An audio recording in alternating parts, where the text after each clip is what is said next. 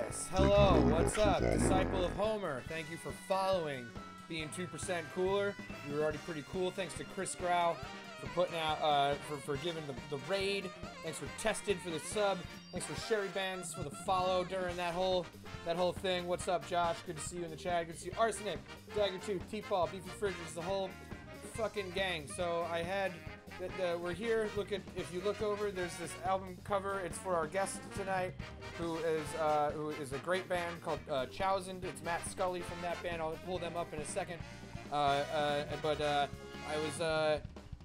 very thankful that they're here because I had someone who had to move, and I was going through my list of people that I wanted to ask to be on the show, and I just saw Chousand, and I realized that they were followers and had actually played in the Mario Kart chat before and have whooped ass and are going to more than likely whoop ass tonight in the 200cc whole thing.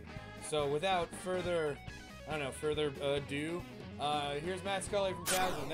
Oh no! Oh no! What way? What way?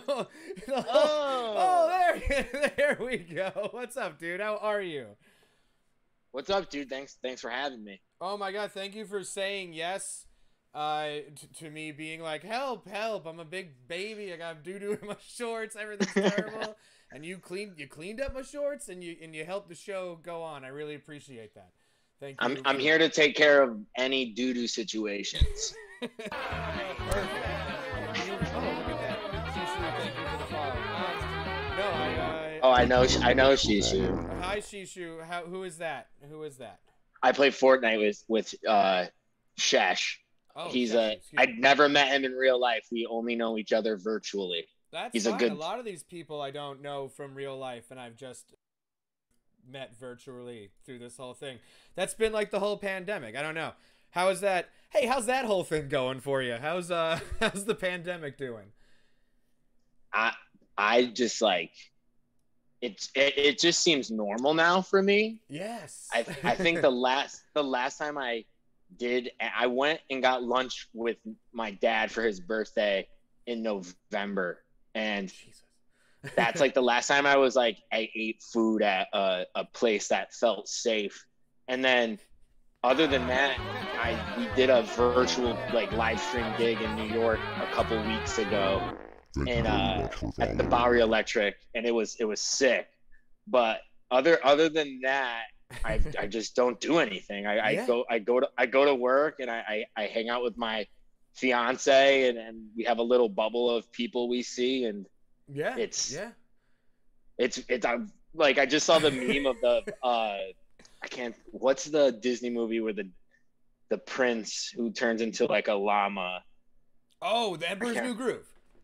Yeah, I just saw a meme before I came on. It was like me in February, and it was me in February 2020, and it was him as like the prince, and then it was like me in 2021, and it was like the prince when he was the llama, like shivering in the cold, like I'm the shivering, freezing cold llama. Mm-hmm. Absolutely, that sums it up pretty perfect. If there's ever an analogy that I relate to, it's the David Spade Disney movie, The Emperor's New Groove. Yeah, and I couldn't even think of the name, but that's exactly it. Yeah, I used to work at a video place, so my whole life has just been someone being like, the one with the thing, and I did that at a record store too. You know the aisle. You're like, oh, that was I can actually tell most movies by their spine at this point. It's pretty stupid. I want to thank Skylar Cleveland for the follow. Hello. That's my fiance. Oh, look at that! Hey, congratulations on the whole having someone say yes to marry you. That's great. Yeah, she's in like the next room. So that's that's does she also work from home too, or Yeah. It's a lot of quality time. It's good that we like our partners because you see them a lot. It's fantastic. It's a lot more seeing of the same person that I've done in a long time, but it's been great. I've just completely blown past who you are. Do you want to introduce yourself and what you do? I feel like there's a lot of friends in the chat. So, but I'll this is a low stakes operation. Yeah, it'll be low a lot stakes. and making new friends. So I'm Matt Scully from Chousand, lead singer, one of the singers. We all kind of yell into the mics at different times. I play bass in the band. I just want to shout out the other members, Brad and Brian and Jay. We're all from Connecticut. You know, it's been a struggle with the pandemic trying to, you know, do content and play shows, but I'm excited to be here. I met Devon through, I just think, a Twitter mention. Yeah, I think I just stumbled across one of your tunes and was like, oh, this fucks. So I'm going to try and talk to them, because at this point, what else is there to do aside from make connections online? I don't know. It worked, and here we are. Yeah, I can't schmooze anymore in person. I need to schmooze somehow. That's like, if I don't schmooze, I fucking die. It's a nightmare. You have one too. Well, you can schmooze me all you want. Yeah, it's time. It's time to schmooze. I want to thank Daggertooth for the gifted sub to Sky Lar. There you go. That's fantastic. Your fiance just said now she can use emotes. So there's that. So Gary came out in 2020 in February, right? Am I right? Yeah. Very good. We thought it'd be would be funny to release it on a leap year, so it was like the February 29th last year. We thought, how funny would that be? Because it will turn like 1 year old in like 4 or 5 years whenever leap years happen. Oh, that is actually super funny. Yeah, I love that. But even funnier, we're like, let's release it right before a global pandemic. Hey, that's fine. That's fine. Oh no, it froze. Are you there? I'm here. You're still on my end. Can you hear me? Oh no. Oh no. Oh, no. We can hear you. Uh-oh. Oh no. Hey everybody. Oh no. Matt his eyes are shut forever at this point. Uh-oh. It's a professional strem. Oh, come no. Oh, no. Yeah, there you are. Oh, you're muted. There oh, no, that's so embarrassing, dude. No, I got booted. That's not embarrassing. You came back. Everything is done on crappy internet these days. It's totally fine. This is literally the same thing as if you went to the bathroom at a bar and didn't tell me. That's what. True. Like, oh, where'd Matt go? Oh, he's back. Oh, very good. Perfect. Well, I was saying it was even funnier that we released it before the virus, and we didn't get to do any of our tours or any of the plans we had. But yeah, we were super pumped on it. We named the EP after our landlord when we all lived together. There you go. We all lived together at one point, and it was we had a lot of plans for it, but it's cool. We've done a live stream, like I mentioned, and people still are listening to it and buying the merch and stuff. So we're happy. We're so proud of it. Hey, I think we put out a record in the pandemic too, and I think that there's something about fucking putting out entertainment when there's a lack of entertainment, like you guys definitely gave people something to fucking listen to, and it's super good. In fact, I have the music video for one of the songs right here. Cool. Oh yeah, so this is oh my gosh. So that's actually that's my work parking lot. Excellent. This video looks fucking awesome, by the way. It's super cool. It's something that I like about your band is that you go by the party punk terminology, if you will. But you have the image too. Everything is like really energetic and in your face and cut quickly and fun to watch. I like a lot about your group. So that's one of the things. Thanks. Big shout out to one of my close friends, Julian Folcaretta, who has directed all of our videos except for the live Marty one and the Subaru, which we did ourselves. He's done everything else, and he's awesome. He's super talented. I mean, this I'll- garage I'll- shot is so awesome. It looks so hectic and fucking tight. Did the Weeknd stole it from us? If you watch the Super Bowl halftime show, right. we were all like chatting, like, "Oh, you stole it!" Like we were like, we need to make the meme, and I just like haven't had the time to do it. No, I slept on the meme too. I feel like I had to be there within the first like 18 seconds, or it's just fucking over. You know, it's like at that point I've heard every joke. The chat agrees that this fucks, by the way. So I'm good. I'm happy that it's fuckable. Yeah, it fucks. It's got a solid fuck out of fuck on Rotten Tomatoes or something. But yeah, this record is full of a lot of cool and different shit. It's almost like it's got like some 41 riffs. I hope that's not an insult. I don't know. No, not at all. And then it's got this kind of like an East Coast hardcore tone, but played with this pop punk riffs. And then there's a lot of riffs.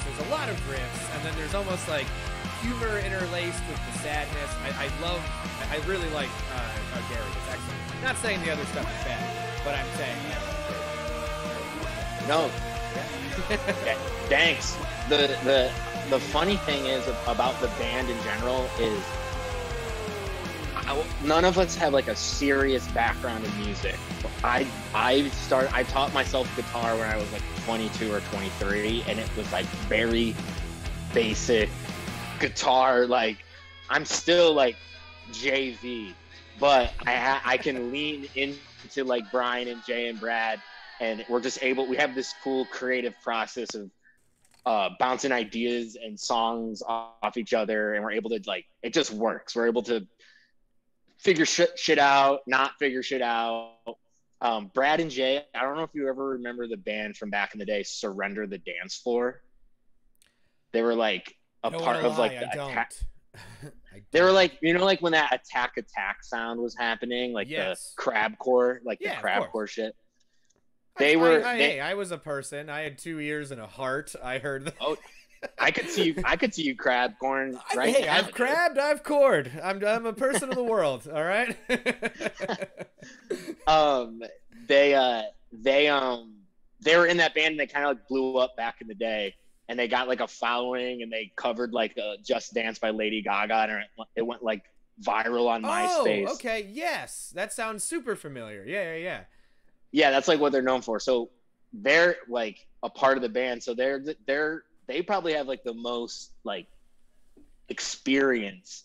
Brian and I just like hopped into this shit, and we were like, we have no fucking idea what we're doing. Like our first show ever, like people were like, yo, what's the back line? And I literally didn't even know what back line meant. Tight.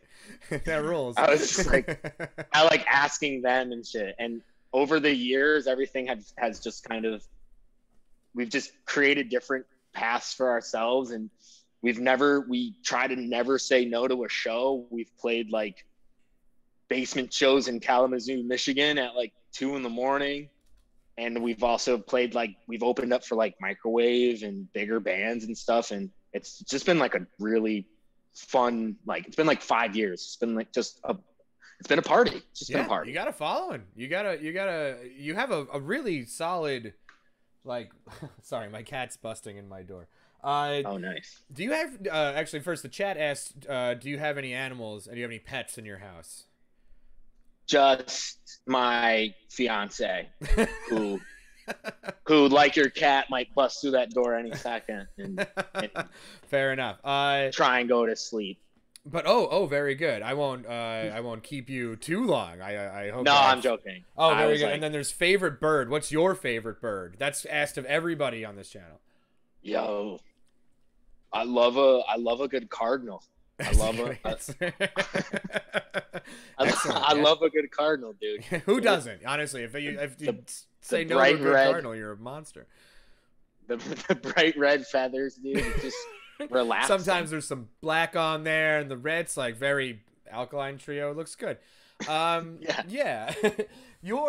So your band also has a very, like, again, the videos are all high quality. Everything has a very cool look.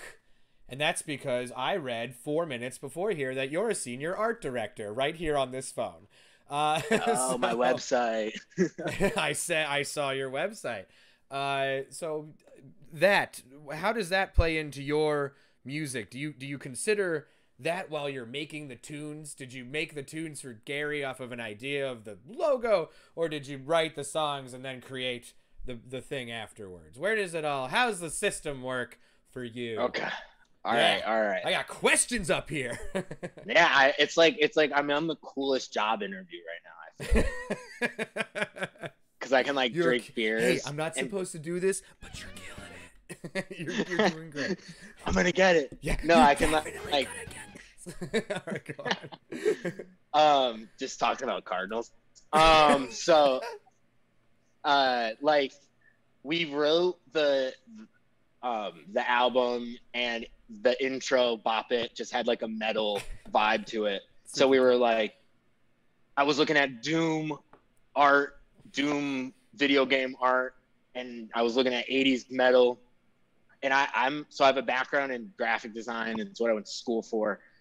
And I work in an ad agency. So does Brian. He's a strategist. And so when it comes down to like the creative ideas, I kind of almost like have to pitch it. Like I'll pitch it to the band, but I'll make like a keynote and be like, all right, I'm gonna do like a 80s Metallica logo with Gary, and it's gonna drive the album art, and then from there, like, we're gonna use like a lot of fire, and like shitty 3D graphics are in, so like that's like what the art will be like, the album art will be like. And then I pitch like the video idea and how we're gonna do it, and they're like kind of like, yeah, like, how are you gonna fucking light a huge like bonfire? Oh no, did I fucking freeze again? I gotta stop freezing. I think you might be in the process of freezing. Oh, you're back. Hey, there you are. I like that your method is to pick it up and put it as close to your face as possible. That's how you get the Wi-Fi back. I'm gonna just keep doing that if that keeps happening. It seems to be working. It seems to be doing a good thing. So you're driving. What? Yeah, keep going. Yeah. So basically, I will pitch the idea to a band in like a very professional and corporate way through Keynote, and everything, and they say yes or no, or they want to feel things out, and we kind of just go from there, really. Excellent. Well, it looks good. Everything looks good. It's a lot of bands don't look good, and it's okay to say that. I feel like a lot of bands don't have a really cool design element to them, and I think it's really hard, and I think it does sometimes fuck up like the overall product that you're selling. And I think you guys have a good one. It drove me in, if you will. So yeah. Thanks. We're definitely we own the mantra of like acting like dumb and we don't care, which is true. But then like internally we're like, we all work corporate jobs, so we're like, we need, like, this isn't right, like there's misspellings here. So it's kind of funny, the two different worlds.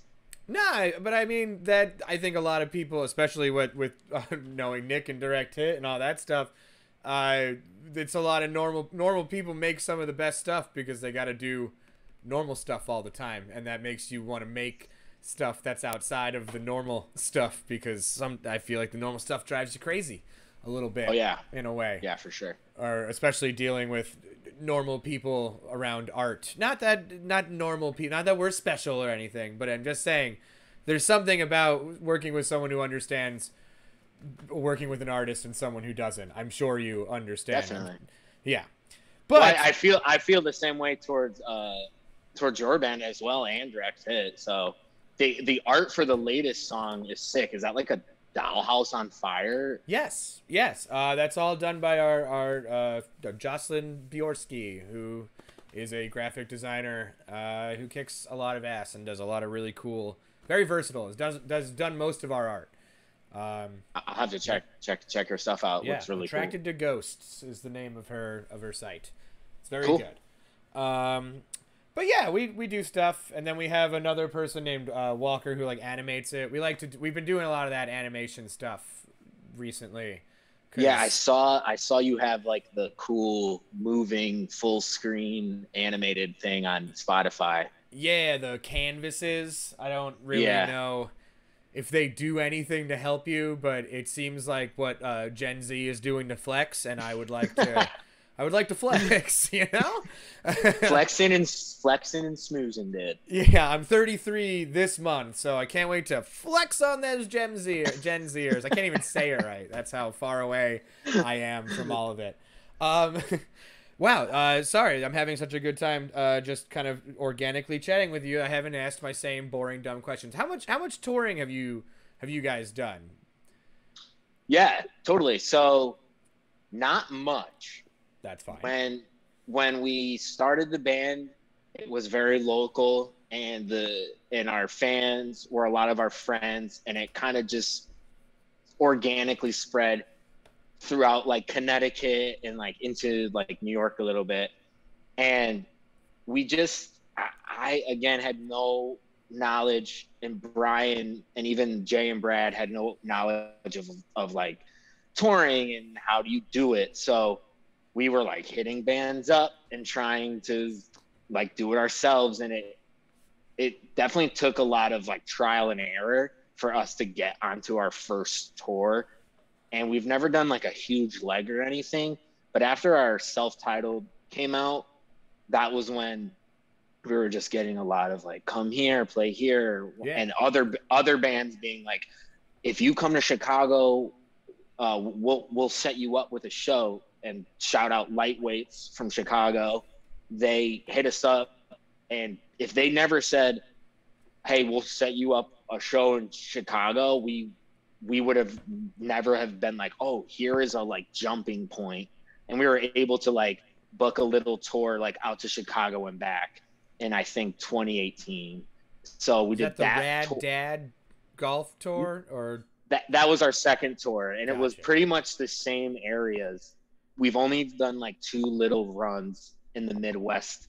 There's not a lot out here. You're all right. It's a lot of snow and a lot of deep gray sadness. So you're not missing much. Yeah. The drive from Connecticut to Chicago is just one like long Black Mirror episode. Yeah, it's horrible. It's Indiana shouldn't be basically. It's such a scary and sad place. Unless you're from there, anybody in the chat. Sorry. No, I mean, I'm sure there's definitely some cool spots, but sure. Yeah. So we've only done 2 little tours. We'd love to do something bigger. We had a little East Coast, like New England run with our friends in Cheam. We love Cheam. They're a great band from CT, but that fell through because of the Roni. Yeah, all this. Yeah. Yeah. But you know, we're hoping to do something bigger, maybe a little Devon Kay. Hey, I don't know anything else. So the fact that I've been just out of work this past year has been a gal dang nightmare. So yes, let's do anything. I think it would be super fun. We would be a great fit because you guys are cool. And like you wear cool clothes and look awesome, and we're a bunch of weirdos who play horns and shit. Oh, that goes to the next set of questions. And we're a bunch of old men who wear like job interview outfits when we play. So it would be we would really set it up for you to knock it down, you know? Like it would be really cool. We're like each other's, what's that like cliche thing with yin and yang? Yeah. See? I'm good at this. We're like the yin yang twins. Yeah. Yeah, we could, and then we could cover the Whisper song together. Yeah. And that would be something. That would be something. Yeah, that would be definitely a thing. Well, that's good. You've done enough touring to answer the basic tour questions that I ask. Starting with your worst touring poop story. What is your worst experience pooping on the road? I feel like I don't have one, but Jay, our drummer. What, are you just above being human? Sorry, I didn't mean to attack you. I'm just saying. I have a bad poop story. Everyone has a bad. I have bad poop stories from this week. Okay. I have one. We played the It was called the Underground in Chicago, and oh, the Underground Lounge or whatever in yes. Wrigleyville. Yeah. Cool. Sorry. And no, yeah, and I just had to shit so bad, and they had a small little bathroom in the back, and we were like there was like a couple people like filing in, and I was just like, holy shit. And I had just seen on Twitter a few days ago about like people were like tweeting about like it's cool to poop at the gig and shit. So I was like, what? That was like a trending topic. People were like saying stuff like, gig, okay? I'm at the house show pooping or something. Like, oh yeah, I saw something of that nature, okay. And I thought the only way to like calm myself down from like just like destroying this bathroom was to be like, at least I can maybe tweet something funny. So I think I tweeted like, first time in Chicago at the gig, like blowing the bathroom out or something. Making a real paint job of the whole thing. Yeah. So and it's definitely like, I felt like it was one of those where you probably could have smelled it from like, yeah, it's not a big bathroom. It's like, that's the one that's underground. There's like pillars and the sound, like you're basically shitting behind the sound booth in a stall. Yeah, I'm pretty sure. Yeah. It's pretty gross. Yeah. So yeah, that's the other thing is that it's like a lot of these venues, for anyone who doesn't tour, don't always have bathrooms for the artists. And if you ever been to a venue, the bathroom is terrible. So that's what you're supposed to. That's what you have to endure. If anything, I'm not trying to embarrass you about talking about poop. Oh, no. Enlighten the people. It's healthy. Yeah, enlighten the people of what it's like to shit as a musician, because I don't know a lot of jobs. I take probiotics.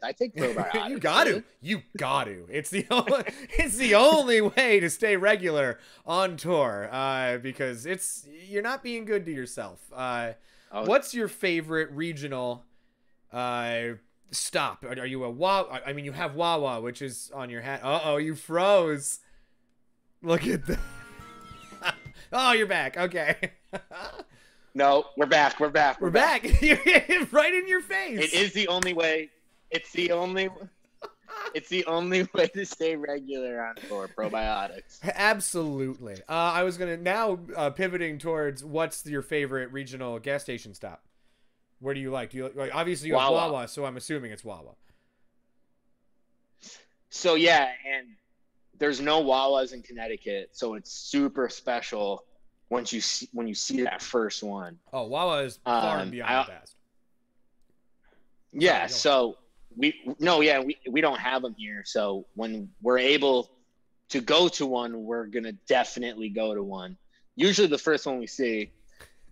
They have great sandwiches, the gobbler, just overall the shopper experience is just like unreal, and I just feel treated. I feel like a king, when you walk around a Wawa. It's just so friendly. You can get anything you want, and you can literally get a hat from one of the workers. That's how I got the hat. Wait. On our. You say that as if it's kind of like 1 second though. Heart Attack Zach 666, thank you for the follow. Moy My 23, thank you for the follow. You say that as if that's like a hidden menu thing, where if you like confront the person who works there and be like, "Give me your hat, sir," and they have to relinquish it. What are you talking about? Who gave you that hat? Dude, that's if you go into a Wawa and you request a hat from someone, they have to give it to you. Are you fucking with me? Yeah. No. So on the first tour I was just talking about, we stopped at the first Wawa we saw. I'm pretty sure to get gobbler sandwiches, and I was like, everyone has these sick Wawa hats on, and I was just like, dude, like, can I buy your hat? And he was like, no, but I can just give you. Shut the fuck up. What? Yeah, I was just like, is there any way I can like buy this apparel? And he was like, no, I could just give you one. And he literally like went down below and opened a drawer, and there was all these Wawa hats, and he just gave me a Wawa hat. All right. Well, I'm going to get a surplus of Wawa hats and start an eBay store, because apparently, I guess they just give them away. That's incredible. What a great story. No, it was like our first day on the road, and it set a good tone for the rest of the I would actually probably have turned back after that. I was gonna say you're engaged. You're considering your vows. I say just tell that story. I think it's gonna be a hit. I love you, and let me tell you about the time I got this hat. I know it's special. That's an incredible story, and thank you for telling me about that. That's going to live in my brain for a long time, until the next time I get to go to a Wawa. I'm going to be really bold that day and try that. Try it out. Massey in the chat, what's up, Josh, is asking you to elaborate on the gobbler. What's the gobbler about? I'm pretty sure it's their signature Thanksgiving sandwich. So anytime around the Thanksgiving season, I'm pretty sure it's available. I don't know if it's in select areas, but both times we've gone on tour was around fall, late fall, and it's been available, and we crush them. So if anything, you put your touring cycle around when what the hell was it called? The Gobbler will be in stuff. It's also the next name of our album. It's just the same font as Gary, but it says Gobbler. Just put it right back out there. You can put that in your pitch meeting. It's in the menu, like format of a Wawa like sandwich menu. That'd be sick. Yeah, I love that idea. That's good. Hey, this is what we come here for. We come for ideas. It's a brain trust when we get in. I feel it. On this whole goddamn thing. Have you guys ever played like a festival? Have you ever done anything like that? Like a weird situation? What's the best like catering you've ever gotten in a situation like that, if you've done a thing? We've never done a major festival or even like a low key festival. Gotcha. But we did do like a beer festival in Brian's hometown called Chugga Chugga Brew Fest. That is a great name for a local festival. And we played on top of a train, like an empty part of a train. I don't know the right train term. Part. Yeah. It was pretty cool, and there was a bunch of free craft beer, and it got a little out of hand, but it was fun. Those are some of my favorite shows. I mean, I play in another group called the Jacob Horn Trio, and we're ripe for that kind of stuff. We did a Beard and Brew Fest, almost basically the same name. I could have just said the same name you said and inserted it into a Midwestern town. And that's like one of the wackiest shows. They just pay you way too much money, and then they give you free beer the whole night, and you have to play for an hour and a half. It's like the stupidest shit. It rules. And the funny thing is, and a lot of people ended up like Ubering home, because they made there was designated drivers, but they made you pay to still go in. So all these people were like, I'm paying to be the DD, and then they ended up like being like, I'm gonna have some beers because I paid like money to come in here. Yeah. So it was funny because like everyone ended up like getting safe rides home because everyone ended up drinking. All right. I have plenty more stuff we have plenty more stuff to talk about. We've been at this for about a half hour. I'm going to do the dumbass segment. People seem to be chomping at the bit to get Mario Kart 8, but that's not how I do it. It's my show. It's the only thing that I have. So I'm going to make you play a stupid game show that I came up with called, what the hell is it called? Chow or Sand. Here's the theme song for it. Oh, yeah. It's time for America's favorite fucking game show. So hold on to your tiny little muscles and get ready, because it's called Chow or Sand. Oh. Chow or Sand, Chow or Sand, Chow or Sand, Chow or Sand, Chow or Sand, Chow or Sand. Which is it? Chow or Sand, Chow or Sand, Chow or Sand, Chow or Sand.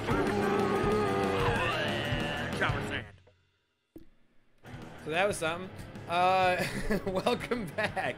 I couldn't hear it. I know. That's the one thing I can't fucking figure out is how to get the goddamn audio to play through your ears, and I'm sorry for that. It's really good.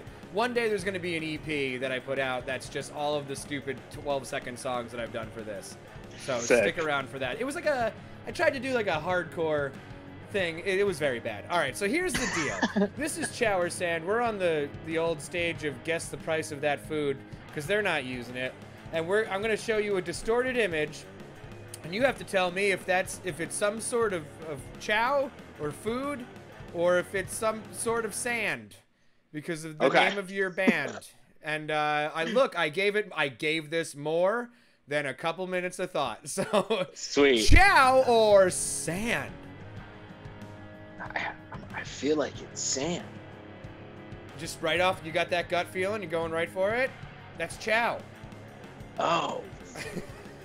Oh. That is chow. That was some chow. That was a little bit of chow. That's totally fine. Chow or sand?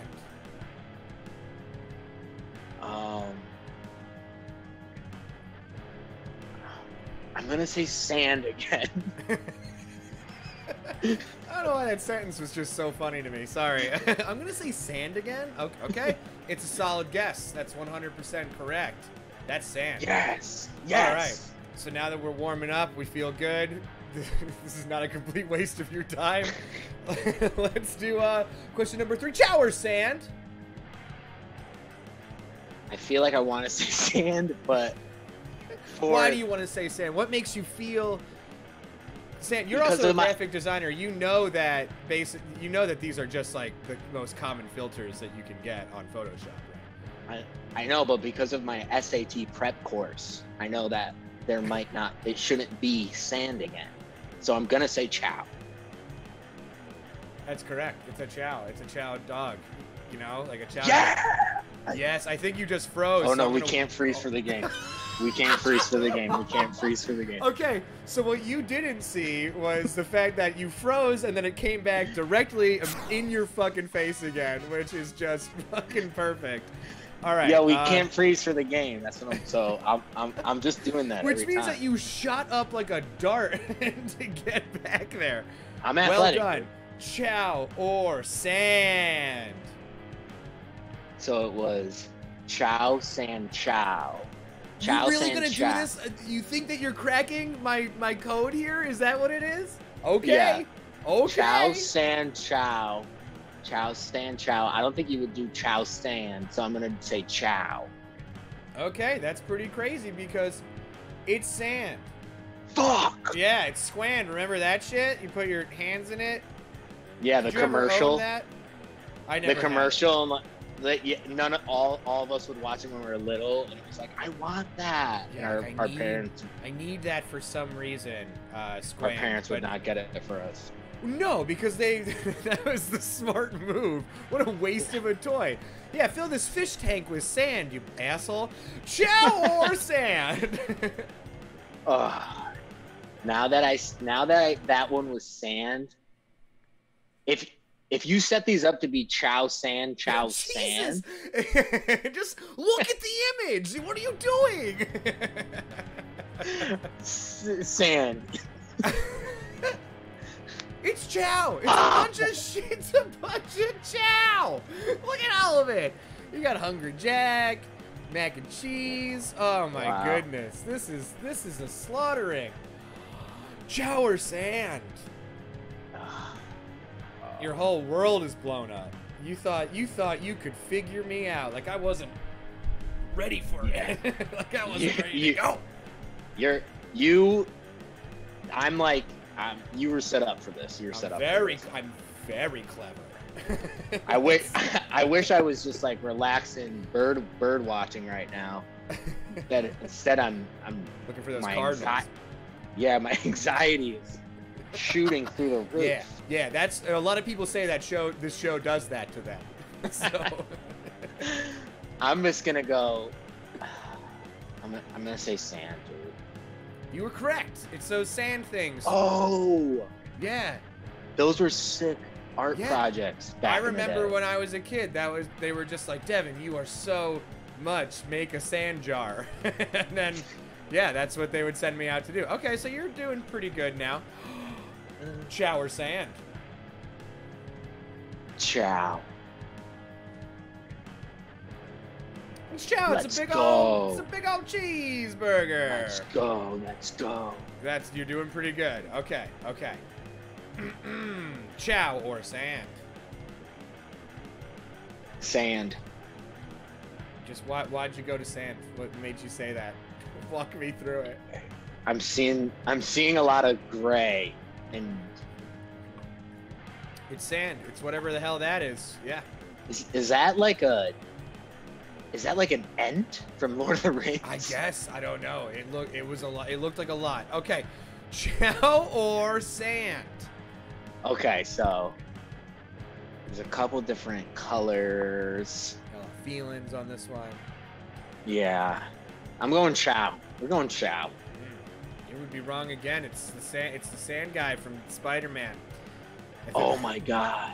Yeah, that's is that the second one? It's the third one. The one that with was Dr. Octopus?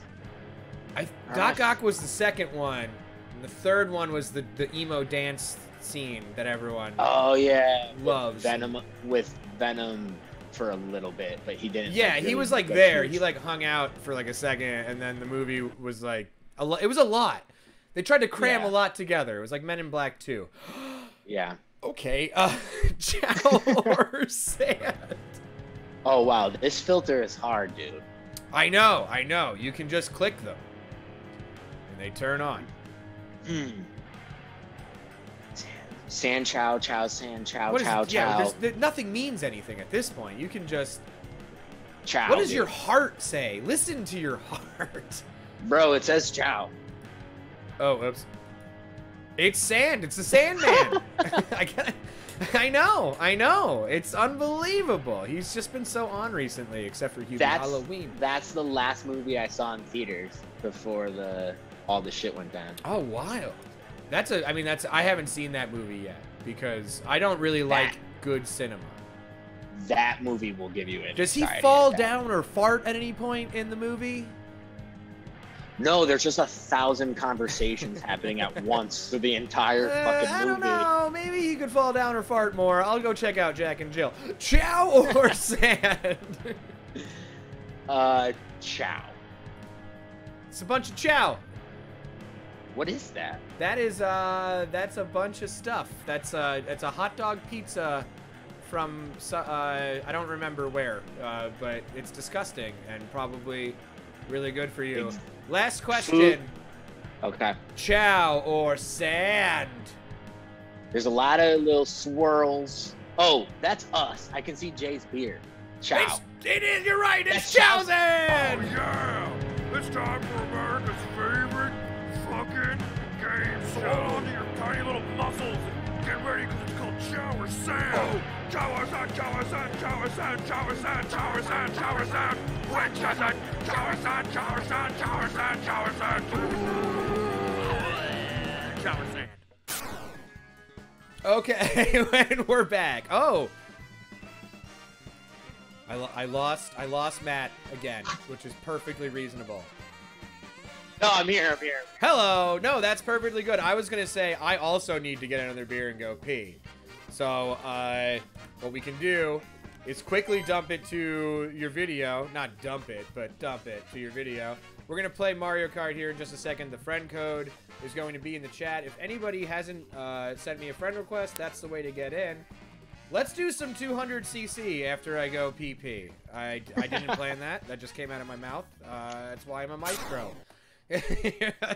Talk about your videos some more. I'll be right back. Okay, cool. I'm actually gonna go P2, but that's Austin, and I love Austin. He's Brad's brother.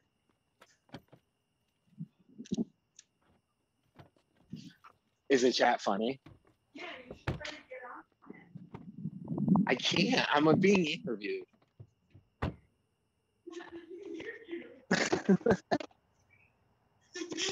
hear you come out of it.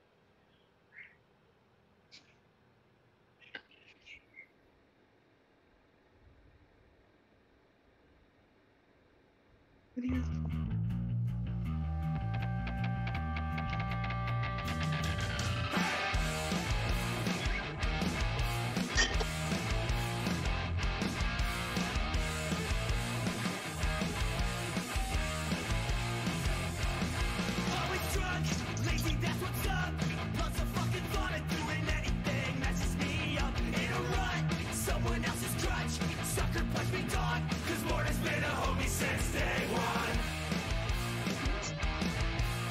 all, thanks for sticking around and hanging out.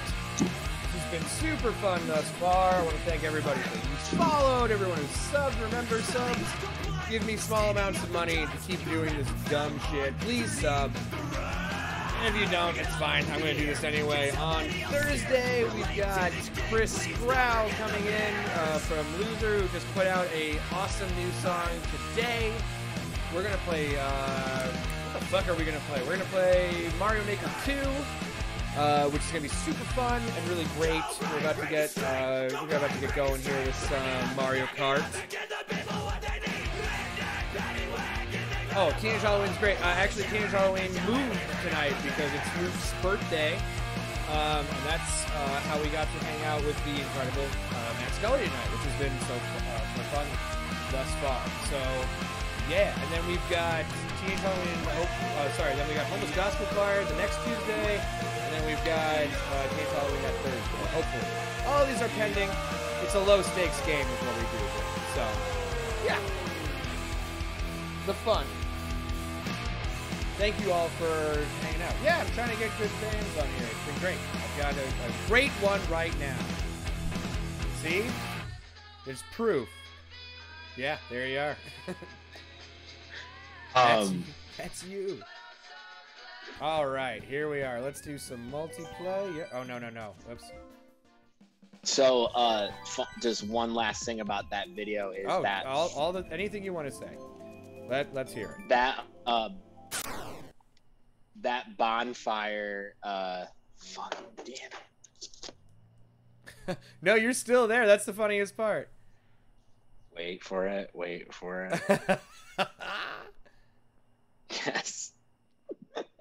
Yo, you stuck it.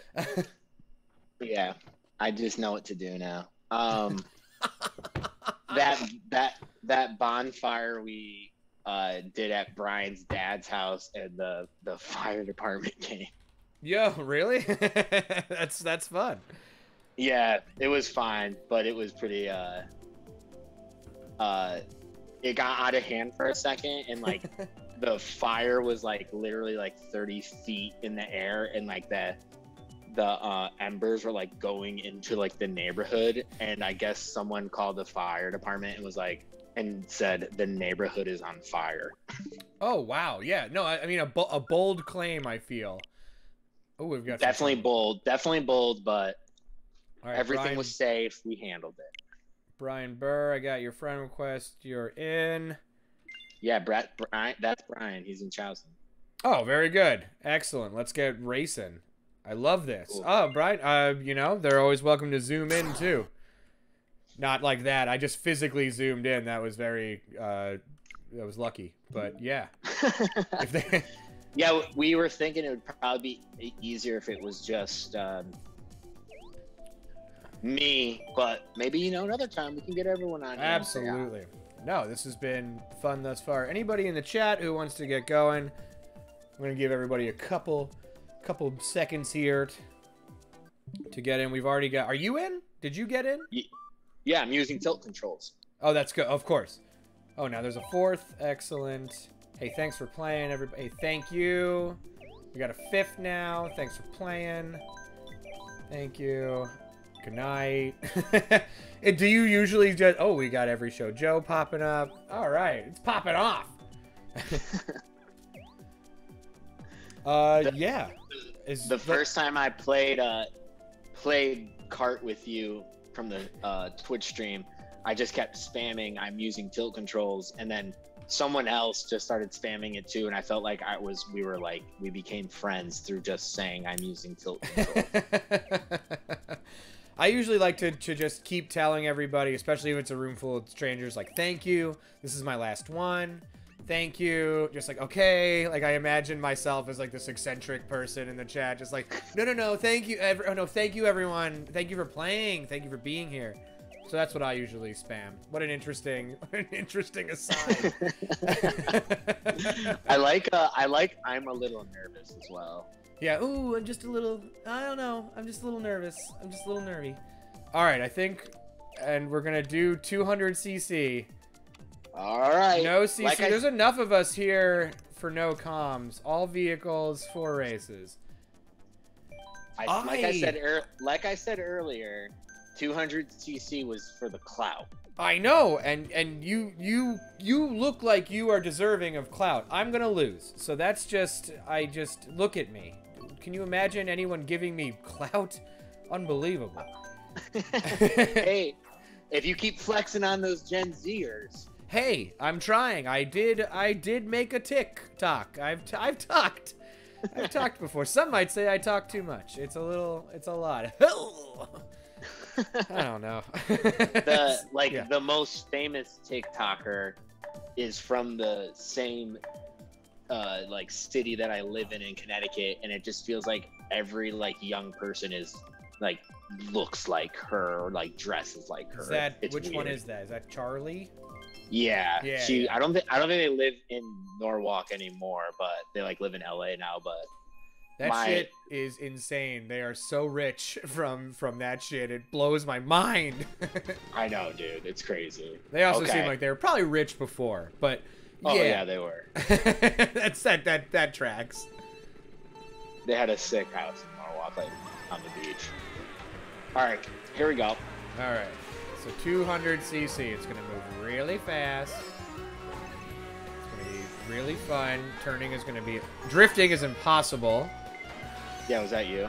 Yep. I'm gonna just crash. I'm gonna Dave Matthews it. I'm gonna crash into your bones. Yeah, thank you. Pour over me. What's the worst concert you've ever seen?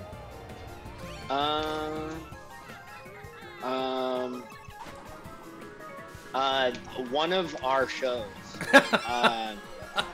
Great answer. Damn. We played when our album came out. We tried to do like a 2-show thingy with like one in Connecticut and one in the city. Okay. And we couldn't find an opener, so we like hit up the talent booker of the venue we were playing at, and he was like, "Oh, I got someone," and we were like, "All right, thanks, that's cool." And then it was like, I don't even remember his name, but he was like, he had like USB drives that he was like handing out to people during his set. Yo, like, that's awesome. And he was like trying to get like everyone involved, but like no one was there yet because it was like 6:30 in the fucking evening in New York City, and we weren't going on till like 11. That was weird. And then New York City has the tendency to have the worst openers. I will say that sometimes. And then like I had like some friends and some other bands who are like super talented, and they were just like, they were on the bill that night, and they were just like, what the fuck is this? And I was just like, dude, I'm sorry. I don't know. Yeah, what was it like? You don't have to like name drop or talk shit. Was it a rock band or was it even outside? It was like kind of like indie pop. He had like a keyboard and it was just him. And I honestly don't even remember the name, but like it was a lot of like crowd participation type. Oh, I love crowd participation when there's no crowd. Nothing makes me happier. See, I'm a huge addict to like the bad opener. I watch them. I love them. I feed off of it. So there's no, like I do too, but like there was people there that didn't, and they're like they were like, what is happening? Like, why do I have this USB drive? Yeah, if I plug this into my computer, is it going to like just download a dick pic or something? Yeah, is LimeWire just gonna like be reinstalled? I'm sitting here downloading Brown Eyed Girl by Real Big Fish, you know? That's my, what, did you said you're turning 30, so you did LimeWire, right? Oh yeah, dude. Okay. What was your most, the download that was the worst labeled that you can remember? Because mine was that. It was like a Brown Eyed Girl cover by Real Big Fish. I like ska, go figure. Love ska, dude. I think I had like I want to say some sort of. I was trying to just get like all of the fucking System albums for free, Yes.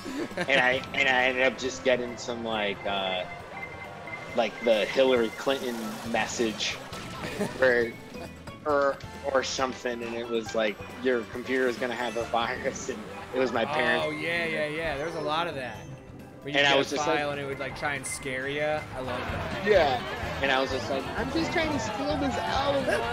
Oh, I love that the narrative makes sense that you were tinier in that story. That you're younger. Exactly.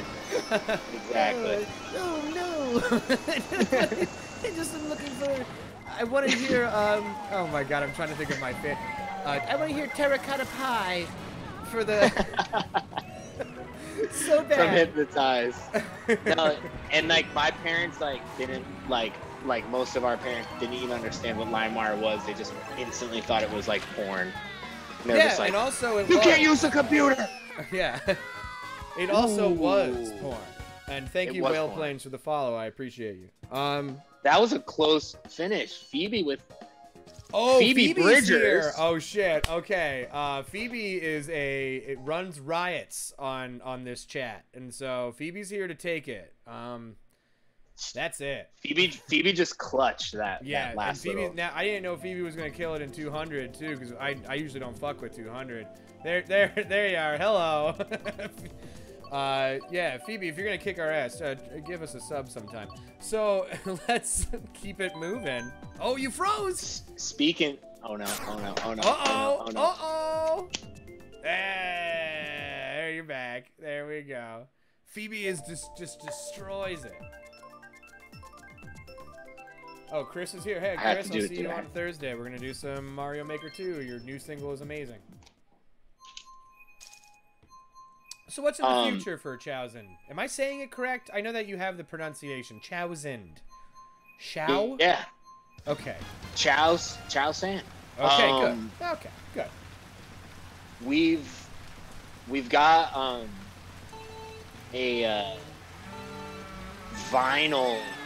We just tried to figure out how we could maybe press some vinyl, and through That's crates. right. I saw that from the, Yeah. from the last one. Full. Yeah, so through crates we were able to get like 100 orders, 100 backers, so we're able to do it. And I think since we hit it, we can start production. So I think I'm gonna start production like Friday. So if people are looking to, maybe snag one, we don't know when we would do something like this again. We have links on all of our socials and stuff. Do you do everything independent, as in all your releases? Yeah. That's awesome. Yeah, you do a great job with it. That's so cool. Yeah, good work. No, thanks. We've, like I was mentioning earlier, Brian and I both have like creative roles in our like normal lives, and then Brad and Jay have more like normie, like financial driven like jobs. So like the band kind of functions well as it's as on its own. I see. So you've got, not only do you have ideas people, you've got someone saying, absolutely not, that's crazy, that's going to cost too much. Stop. Yeah. Exactly. Yeah, or like I can't do math, so it's like. Yep. Oh, that's me. I'm one of those people that I spend the money before it gets there. I'm like, oh, cool. Well, then we should just put out like 100 new songs then, right? And that's done. And then someone's knocking at my door, going, "Where are your legs? It's time to break them." and buy and let's order all this merch and everything. Oh yeah. But, so Brad and Jay are living down in Austin right now for a little bit. So, damn dude, nice job. My house. I don't know. That was a good finish. So they're down in Texas and Brian's in the city. So we're all a little separate right now, but we've got a couple of new songs we've been working on, and we just did that live stream. And a part of the live stream package was that we would get all the content from it. So I think we're gonna maybe release a live album. That's tight. Yeah, we live. I mean, how do you feel about the live stream? I mean, we just did one for the Super Bowl. How'd it go? A little. I mean, it was great. We did it like pre-recorded. I mean, so Direct Hit has like invested kind of in like doing shit ourselves. So we like did it all ourselves. I think it sounds good. It's up on YouTube, but it was like, it was really cathartic, if you will. It was Oh yeah. It felt cool, but also, you know, people shout at you when you do good. There's like nothing that will change that, you know? Like, yeah, this is like ending a song and then there's instant dead air. Yeah, just down, thank you. And then just dead. It doesn't feel nearly the same. Yeah, it definitely doesn't. But that's cool to see, you know, bands out there trying to, play shows and shit. As long as they're following the guidelines, doing the shit, I'm always thankful that people are gonna try and keep entertaining people. For sure. I think that's like a weird theater kid importance that's inside of my heart. For sure. So like talking to bands that have put out records during the pandemic, like, have you felt like has it been different? Like, I mean, it's still working, if you ask, you know what I mean? Like, I feel like it's still working for you. It's worked for the Solutions a little bit. Like, it's not a bad idea, but it's just a different thing. What is your takeaway thus far with releasing during the pandemic? I think it's, like, awesome. And honestly, at the end of last year, to see friends and other local bands that we love release and artists release music throughout the year was just like, it was inspiring to see people just like still just making shit. And and honestly, I was introduced to a lot of new bands last year, and I don't think anything has really changed with that. The only thing that's changed is the actual tangible experience of going and seeing a local show or a bigger artist you like live. And that's obviously a huge part of the whole process of everything. There's your clout, by the way. You just did I win? Yeah, did I win? Yeah, you annihilated. I was bird watching. I wasn't even actually. You saw one of those cardinals out there? Well done. All right. Anybody... We could drop down to 100 if we want, because I'm still down. I think 150 is always. I'm not gonna go lower. Than I mean 150. 150. Yeah. We can do 150. I'm chill with that. But also, I think that 200cc is funny. No, that like flew by. I honestly feel like I didn't think that was 4 races. I thought it's only we've only been at this for an hour now, literally. So, well done. Let's keep her moving. Let's keep her moving. Yeah. If there's anybody else. Yeah, I would say nothing has really changed besides the fact that you just can't really go to a show and maybe experience that. Yeah, it's been a weird thing, and I'm really happy that you did this. Thank you for doing it on such short notice and all that. But this has been like my way again of just like I like talking to other musicians. I feel like it's kind of part of it.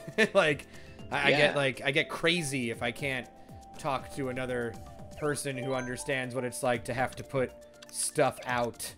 You know what I mean? Like no, there's something crazy. to it. It's such a Yeah, I feel like it's just a very unique thing, and so this has been my way of getting to do it, and I've gotten to talk to people who make art that I like, and again, I'm gonna drop it in the chat. Who doesn't know, if anyone's here, check out Gary. It's fucking awesome. It's riffy, it's catchy, it's funny, but it's also got a little air of, you know, reality in it, if you will, which is a thing that I like about your tunes.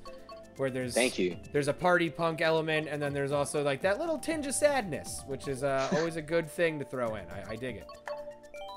Yeah, I just feel like it's something you start to gravitate towards in your dark side of your 20s. Yeah. But, I mean, I think there's a sadness to 30s partying in its own right, and I think that's what you sure. what you deal with, because it's not sustainable. Yeah, and it's funny that we named it Gary after our landlord, and his real name is Frank. But when we moved into the house, he goes, "My name's Frank, but call me Gary." And we were like, "Okay." Hi, I'm Devon. Call me Schlubbo. Like, yeah, that's pretty cool. Did you ever go further and be like, why? Well, like I don't want to say his last name, but his last name like kind of sounded like you could get Gary from like a nickname. Like my last name is Scully. A lot of people call me like Scully or Skull. But he was like a crazy dude. I mean, landlords kind of have this freedom to be insane, it seems like. Yeah, it was like our first like month of living in the house. I came home from work one day, and his buddies were in the back like drinking, and they were like, "Hey man," I was like, "What's up?" And they were like, "Gary had a heart attack today." And I was like, "What?" They were like, I was like, "Is he okay?" Yeah, how's he doing? And they're like, "Oh yeah, he's fine, but he was fully unconscious in the front yard for a little bit." And I was like, "Yo, what the fuck?" Did he go to the hospital, or did they just be like, prop him up? I think I don't live at that same place anymore. That's fair. So he's long dead at that point. No, I don't think he survived it, because that was like within our first year of like living with him. But then like he'd just show up randomly, and he was always drinking Budweisers, and he would come in and want to drink with us and stuff, and he would tell us just like, "Oh, my daughter and my wife are pissed at me because I'm seeing a new girl," and we were just like, it was just like, he was literally like straight out of the movie Goodfellas. Like it was just like, but he was just like this normal ass landlord guy. If Goodfellas was actually about a normal ass landlord guy, then that guy was totally from Goodfellas. No, I've had did you like do shows in that space? You said you lived there with the rest of the band. Yeah, so we we never played a full show at the spot. There was a venue close to our house that we played a little bit, Seaside Tavern. We played a couple shows at, but we shot like almost every music video in that house. Wizardwig is shot in that house. Dom is shot in that house. There was just like he was like, we'd be like, "Hey, can we shoot music videos here?" And like all this, and he was always like, he was a cool landlord. He was just like, "Yeah, I don't give a fuck. Like, go for it." And we were like, "Okay, cool, man. Like, how's your health?" And he'd be like, you know, fucking drinking. Okay, yeah, I guess so. I guess that's an answer. Drinking Budweisers. One time I like sat in the backyard with him and his buddies, and they were like talking about how they all like smoked formaldehyde in high school. What?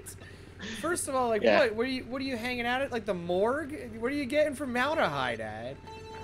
Dude, Unless that's you buy why we a lot of named those, like, that's sharks in why a we named jar. it Gary, dude. He was a crazy guy. Gotta buy property. That's my calling. Be a crazy landlord. No, maybe it was just like a whole bit. Maybe we were maybe he was trolling.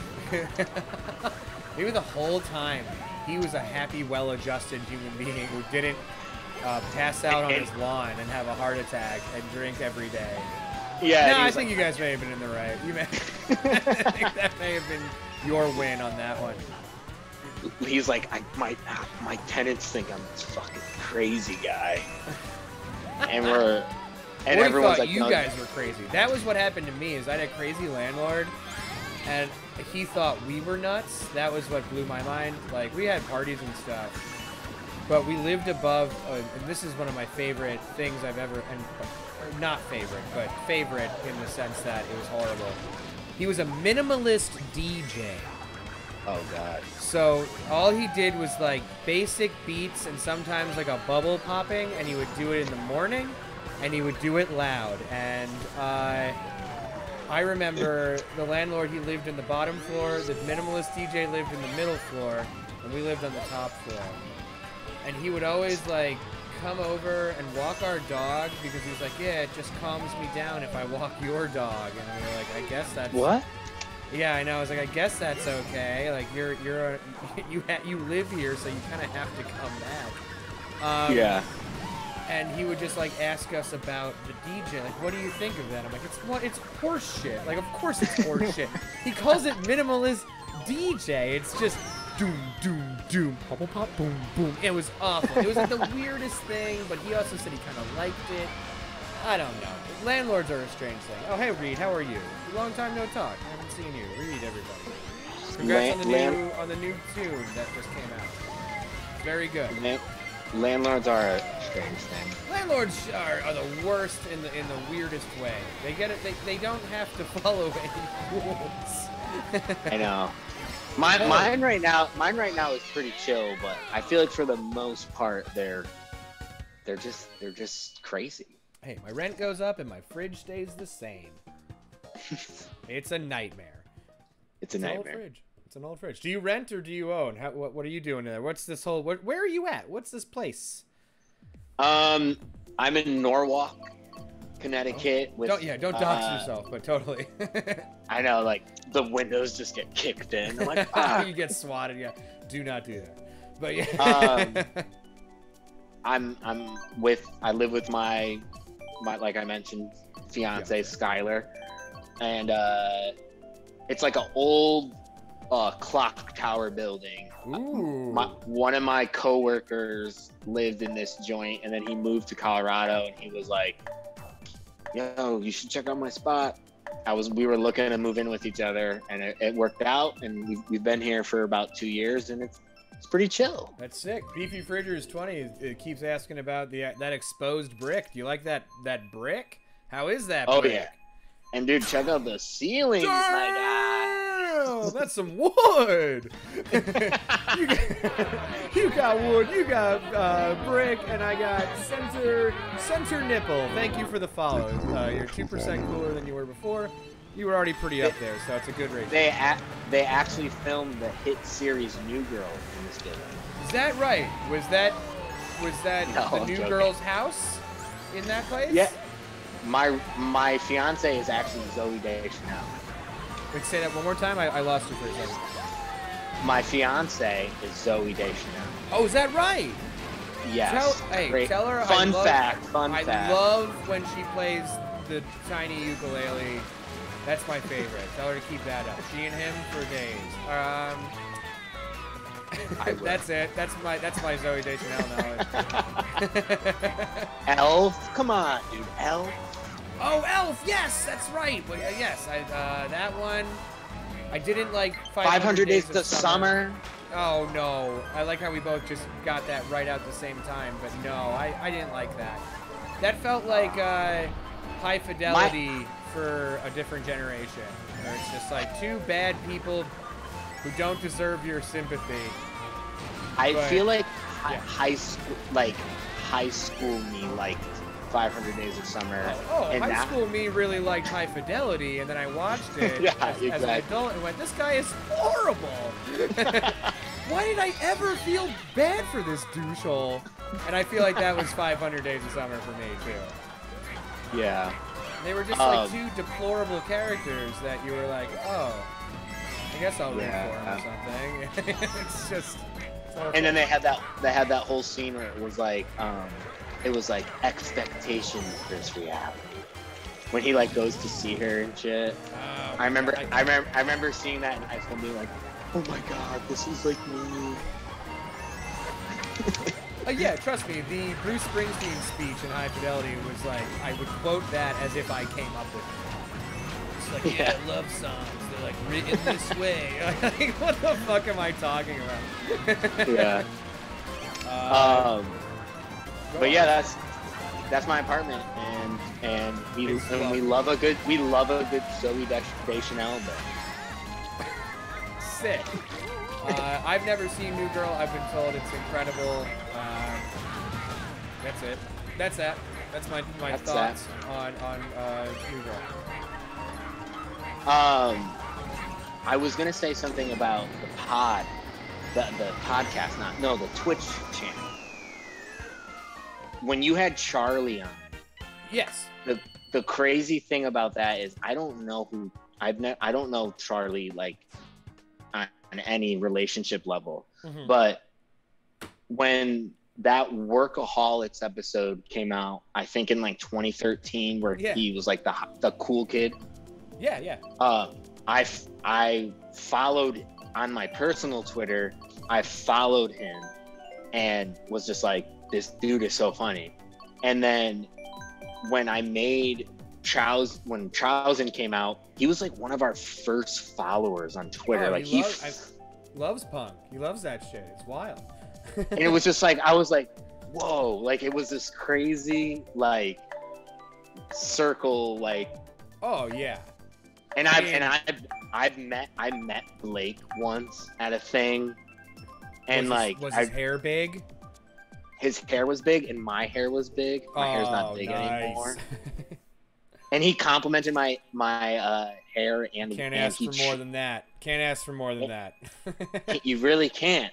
But it was just it's cool. Oh, it's gonna do the internet thing. Can you still hear me? You're gonna get up? No, I got kicked out. Reed, what was the final good Def Cab record for you? Because I have a lot of opinions about Def Cab. I got kicked out. That's fine. I'm talking to the chat while you were gone. Oh, okay. Sorry, dude. I'm sorry about that. That kept happening. Don't ever be sorry. There's nothing. This is low ass stakes. It's us and 19 people that we know, hanging out like we used to do, but this time with video games. Not like we've ever met, but I'm just saying as if we were two musicians walking past each other at a show or some shit. This is probably what it would be similar to, and that's the thing. And I would just like to say, I feel like there's more than that happening. There's a little bit of a friendship. Hey, I might say that I will speak at your wedding. Yes, I will. I get it. Thank you for bringing it up. I have a couple ideas. I have one of those. So I have one of those flowers that looks like a lapel, but it sprays water at you. I'll bring that along. That'll be. I have a buzzer when I shake people's hands. It'll be really funny. I'll act like I can be both a speaker and the ring bearer. It'll be a fake ring. It'll be too small. I got tons of ideas to make your wedding more fun. So yeah. Those are all pinned on my Pinterest board. All those things. I need a guy in an old suit to do a bunch of pranks. That's basically my Pinterest for a wedding. That is like a sick aesthetic. Yeah, like I clearly don't fit in. I'm wearing a top hat. Whatever I'm wearing has those little coattails and stuff. That wedding was sick, but the dude that kept squirting me in the face with that fake flower was towards the end. He got aggressive, right? It was like it was seemed like he called me some short-ass looking motherfucker. I don't know where that came from, but yeah, he did it. Yeah, no, that would be amazing. At one point, he invited me on his Twitch stream. He said it's great, it's low stakes, and he just kept breathing so close to me. Yeah, no, I'll do that. That sounds good. That'll be fun. That would be fun. So, when you said earlier, do you live with your significant other? Crown. Sorry, one more time. Do you live with your significant other? Or yes, I live with Catherine, my lovely partner of almost 6 years. Very cool. It's pretty tight. It's cool being in love with somebody who's nice to you. And you're shout nice out back. Catherine. Yo, shout out Kat. She's always hanging out. She's the one who asks all the things. Sometimes she has her own segment where we cook with her. We made gingerbread houses together on the stream. It's very fun. Cool. It's a dumb life that we lead right now. But did Phoebe win that last round? Phoebe won that last round. I have a couple friend requests to get people in. Good job, Phoebe. Oh, speaking of Phoebe's, did you see Phoebe Bridgers' performances on SNL? You know what? I didn't see the performance. I knew what the hubbub was all about with the smashing of the guitar, as if that matters, and as if anything matters, as if time matters at this point. Who gives a shit? That was like cool as fuck. Smashing your guitar is inherently cool. Get over it. Yeah, what are you doing? Boomer? Like I know. I saw a tweet that was like everybody in Phoebe Bridgers replies right now, and it was just like a profile pictures of all white dudes with goatees. Yeah, like what? You wouldn't. The people like still share videos of Nirvana trashing all of their equipment for no reason other than privilege, and they're gonna get mad about Phoebe Bridgers doing it? I don't know. Go crazy. Smash everything. Who gives a shit? Yeah, you're on SNL. Like, yeah. Smash more things. Yeah, smash all the things. It's SNL. It's been lukewarm for a million years. It's okay. A million. A trillion years. Oh, we got a favorite tweet from Phoebe who just whooped everyone's ass, so I'll read it. I'm so disappointed in Phoebe. There are millions of hungry kids out there who would have loved to eat that guitar, and now no one can eat it. I can't stop crying. That's a pretty good response. That's a pretty good response. Yes. Yeah, but also she has taken over the world. I have not listened to Phoebe Bridgers yet because I have been really bad about listening to a lot of new music because consuming music right now has been kind of a pain. I don't know if that's happened for you, but for me, getting into new stuff it's like I need an incentive at this point. No, it's I feel the same way. Also, I've been having days where I don't even like want to listen to any music. I'm just like silence. Yeah, I like staring off into the void and just, wondering. No, and honestly, podcasts and like Twitch streams, I feel like I've been listening to more. So again, thank you for having me on this and doing this with other artists. I think it's really fucking cool. I can't thank you enough for doing it. I think it's really fun too. I like getting to talk to a fellow artist, musician. I'm not an artist. You're an artist. I'm a guy who stinks. So, but I appreciate you talking to me. Let's keep talking about how much we like this, because that's that's tight. It rules. No, I can't thank you enough. But also, I'm gonna whoop your ass in Mario Kart. So I'm pissed that I got kicked out because. Oh, are you? Oh, you're back. Okay, I see you. I got kicked out because I was the last round. But Mount Wario is my favorite course. Mount Wario is one of the best. What's your favorite Mario Kart game? Do you have one? Yeah. I want to say Double Dash, but it's 64. Okay, that's fair. That's super fair. It's tough. I want to say this one, just because it's like the most. I don't think I've played one more than I've played 8 ever. Really? Yeah, but 64 was my jam. Going back and playing it, I'm terrible at it. The controls are such a pain in the ass. Double Dash is so good, but they don't care about it. So you can only do it on the GameCube, which is like a bummer. Or a Because- Wii. Or a Wii, that's right, that's right. I recently set up my old Wii and was able to play a little bit of Dash. And in college, I had a crazy double Dash phase with one of my friends where we were trying to set the world record in Bowser's Castle. Oh, and fun. We got so close, dude. And what were those little cameras before like everyone had iPhones? Oh, where, like, fuck. Zoom? No, it was like just a designated camera that was like a little rectangle. I loved one. Yes. I had one too. Come on, Chad, help us out. What the fuck was that old person machine called? No, I can't. If someone says it or we figure it out, I had one, and Me we too. were getting so close to beating the world record that Flip we cameras. were. Yes. Yeah. Yep. We- Thank you. That we were filming our time trials because we were just getting that close, and it's my boy Matt Hegarty who was literally on pace to set the world record, and he started to like celebrate going into the finish line, and he clipped the like pillar of the finish line, Unreal. and it fully just stopped his cart. So And give me I a would- more northeastern name than Matthew Hegarty. Sorry, go on. I know, right? and he's like super Irish and like a redhead, but he's the man. No shit. Go on. But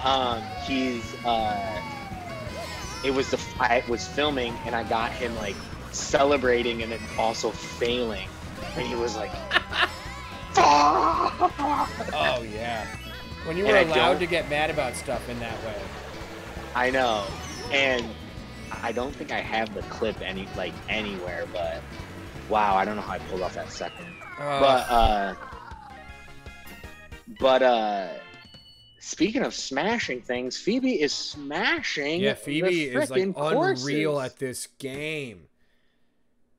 Doesn't even sub and But yeah, shows up and whoops our ass every goddamn time, Oh, Phoebe. don't kick me! Don't kick me! Don't kick me!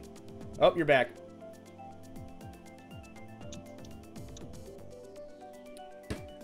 Eight Deluxe is my overall favorite too, probably because it's so comprehensive. But yes, Mount Mario. Here we go. Hey, you're back. Oh, there you are. Sorry, dude. I'm so sorry. Tomorrow, Mario Kart, according to Every Show Joe, who, by the way, Joe, thank you for the heads up about offloading my old streams directly to YouTube. I said it wasn't working. I thought about you. You said try it again. I tried it again. It's working again. The archive is being built now. But Every Show Joe says Mario Kart 64 is 24 years old in the U.S. tomorrow.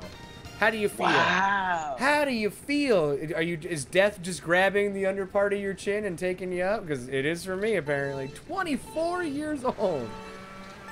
Dude, I remember just like having a snow day, and my cousin Mike would come over, and we would just play Mario Kart all day.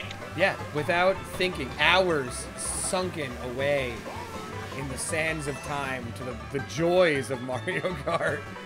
That is crazy that it's gonna be that old. That we really need to start flexing on these Gen Zers. Yeah, let's really let them know how old we are. Because when I was a kid, that's what got respect from me to the older generation. Was reminding them how old I was. We're like, being in your 30s is like, that is like a character trait. Is being like, hey, Yeah. everyone, Mario Kart 64 is 24 years old, and everyone's like, we don't give a fuck. Yep. Yeah. Yeah. They'll get there. They'll get there. We all got it. No one gets out alive. That's what I'm saying. 33 on Saturday, man. 33. I have Hey man, cobwebs happy in birthday! my butt. Happy birthday! Happy Oh, birthday, thanks. dude! nothing happy about it when you're past 30, in my opinion. I'm also I'm a winter birthday. I'm in March. That's so. right. You said you're turning 30 soon in March. My goodness. Hopefully you get to do something tight. Well, my last birthday was literally at the start of the quarantine, so I'm assuming this next one will be also another quarantine birthday. Yeah. Hey, you're one of the rare few that has two, and I am so sorry. Okay. That's no fun. I thought we would all only have to experience like one. Dude, I felt the same spot again. I was hoping we would only have to experience one of everything, but we might have a little bit of a overwrite on some of those holidays.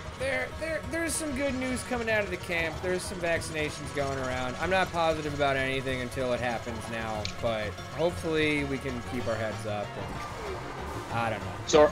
So are you in? I don't want to get this wrong. Are you in Milwaukee?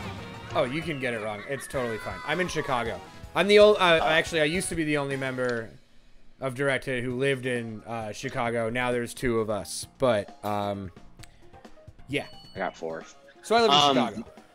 Direct Hit's based in Milwaukee, though. That's why a lot of people think I live there. Yeah, Brian and I are Packers fans. Both because I am of a Brett Packers Favre. fan because I lived in Chicago for so long, and that administration is like the shittiest. I mean, I lived through the fucking Urlacher years, and Yeah. I hate that dude. Who's the other guy that I hate? He's married to that lady. He ruined the team for 5 years. I don't know much about. It's okay. Any sports. I don't. We're just we root for the Packers. It's okay, and that's actually a perfectly reasonable answer. Rooting for the Packers is the way to go. They are the best team. So yeah, I'm a Packer fan because the Chicago team sucks. In short. Yeah. Did are you're not originally from Chicago? No, I'm from Pennsylvania. Yeah, I knew that. I do the East. I'm from the East Coast. I lived in Boston. That's where I met my partner for a while. I live in Allston, Massachusetts. Very kind of cool. an East Coaster by nature. But Love Boston. I love Boston too. It's a fun place. It's insane. It has no rules. It makes no sense. It feels like it can be like the worst place and also the best place at the same time. Yeah. Well, you just have to be cool with like making the shitty work.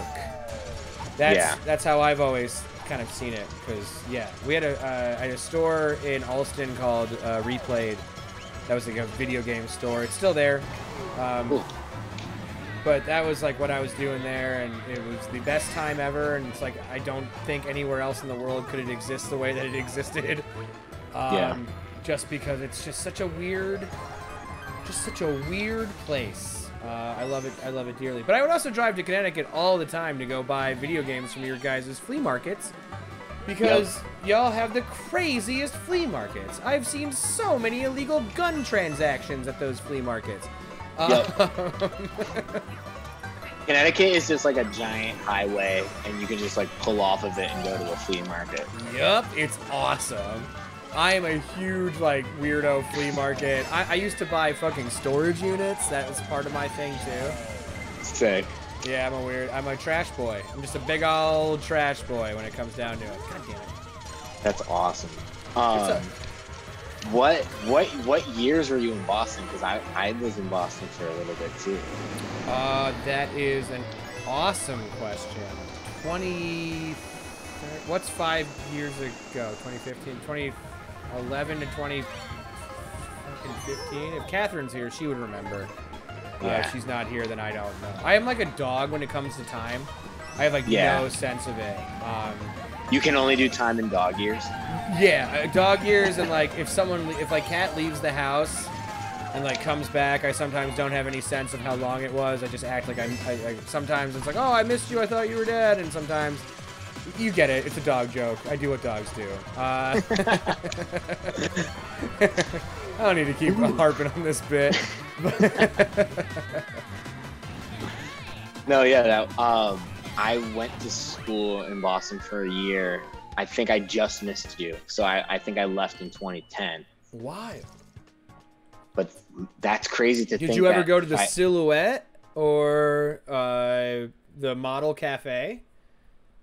Those are my cons in Allston. So I was a little bit outside of Boston in Newton. Newton? Okay, yeah. And like I said, I really wasn't involving myself in music. I was like super into like the scene and being in bands and supporting bands before college. And then in college, I was like, I didn't really. You were doing college. I was doing college. I also I also ran cross country and track. So I was like, it ate up a lot of my time. And then after college, I got back into that shit. So I didn't really go to any spots in Boston. Gotcha. That's totally fine. I went to a few. I transferred to a different school in Western Mass, and Western Mass had a crazy hardcore scene, and I actually went to a few. I went to a few shows back in the day in like West Springfield and Northampton. I think it's impossible to be in the music scene of Boston and not end up at an old school style hardcore show. I have been to so many with bands that sound like Terror or some shit, and it's always a blast. It's always funny.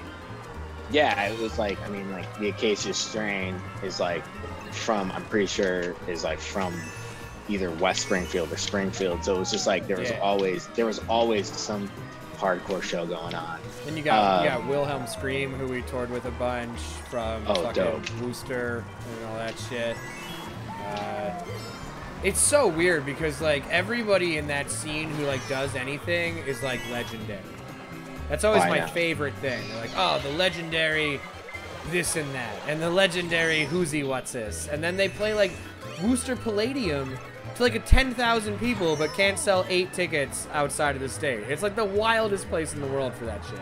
Yeah, they'll like sell it out. Yeah, yeah. They sell the parking lot of the Worcester Palladium out for like This Is Hardcore or something, and then you go to like Philly and you're playing The Fire and you can't get 100 people.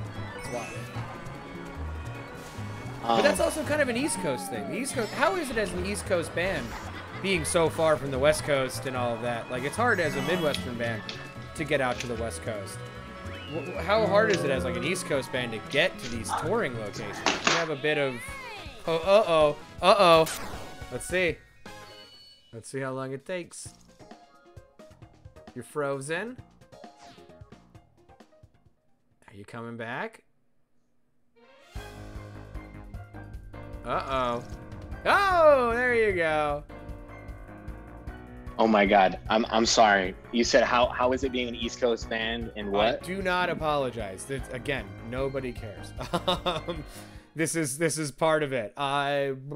East Coast band. It's hard as fuck for you to get out. Obviously, coming from up there, coming all the way down. How hard is it for you to get to like the West Coast? You guys have any plans for going further? Doing any of that? What's obviously what a dumb question given that we're in the pandemic. So you know what? Strike it. No. It would be, like I said earlier, it'd be sick to eventually do something like that. I've only been out west for personal reasons, and it would be so crazy to get out there and play some shows. It is hard. I feel like it's like its own weird country out there sometimes every time I've gone, because I don't know, it's nothing like the Midwest, and it's weird, and the East Coast makes sense to me, just kind of like the Midwest, where there's like this, I don't know, you have a bunch of long highways and a couple cities, and that's what it is. Where in California, it's like, holy crap, there's like a couple cities a couple hours away, you end up staying in the same place. It feels kind of like Europe. It's very odd. What's I went out to, I've been out to San Diego and LA, and it was kind of like that, just like fast paced, bopping around different little areas. Yeah. But yeah, I don't know.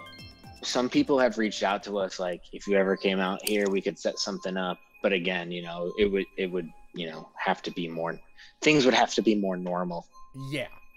And in that case, if you're coming all the way from over there, you know, hopefully they bring you the back line and rent you the van at that point. I don't even know what backline means. Oh, that's right. That's right. I quickly learned what backline means. I like asked.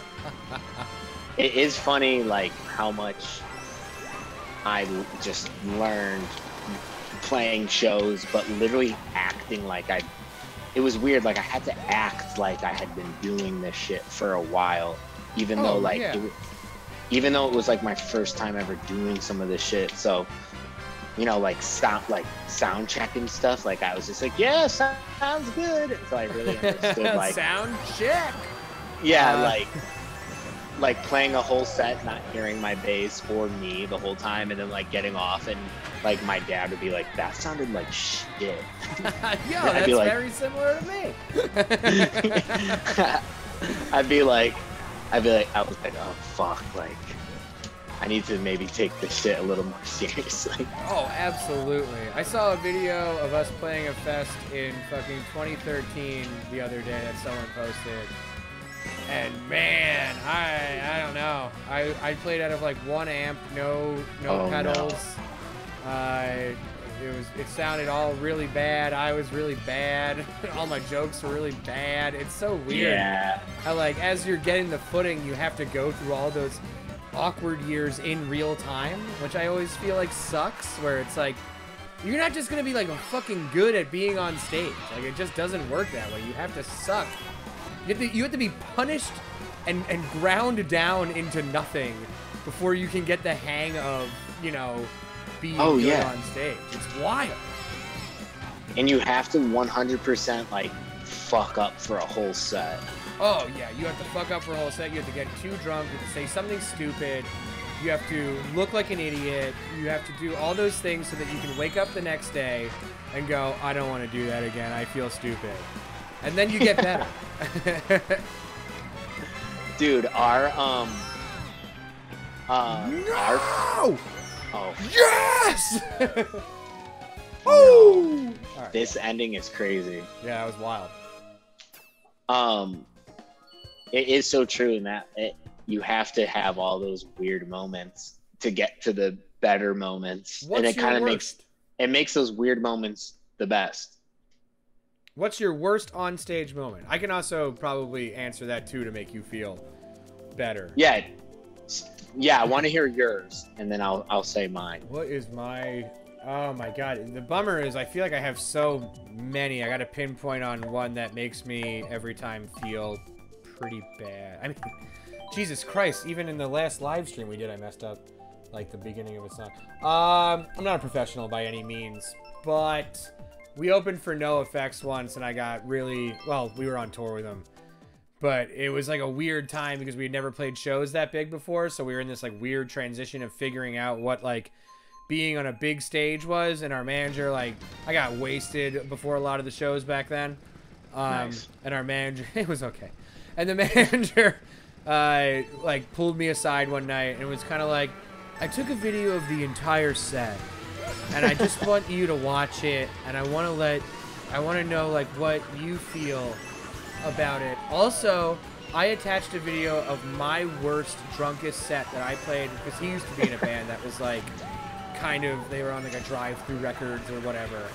And he's like, I just want you to like look at it and let me know what you think. And then I watched it, and I wanted to like beat his ass afterwards because I was so annoyed. Yeah. But it was an eye-opening experience of just like, yeah, maybe it's time, if someone's paying $30 a ticket to come see anything, then I should probably get my shit together. Yeah. It was a big awakening moment for me to be like, yeah, this is a real thing, and you really, nobody wants to see you clowning in reality. Nobody who brings their kids to the show is going to be like, I want to see the drunk man say farts on stage. Like, yeah, I don't know. No, yeah, it's pretty much the same exact situation for me. Yep. Our second So we made friends with some dudes in this band called Modern Diet, sick band, and they brought us to the city. We had one show with them, and it went really well. We met a lot of other bands that were dope, groupie, and they were like, "Yo, you guys got to come back." And even the talent booker at the venue was like, "Come back, like if you guys think you can book a show, like let's." And we were like, "Yeah, we can get bands here." So we booked this show, and it's like our second time playing New York. We're all hyped up on it because like the first show went so well. We get to the city so early, like we're not going on till like 10:30 or whatever, and like which means like 1:30 by New York time. Yeah, yeah, exactly. And we're in the city at like 3 in the afternoon, like we're at a bar near the venue, like drinking, or like we brought friends, like we brought our girlfriends, and like we were like you're on the guest list, like we're drinking, like the lineup for the bill was sick.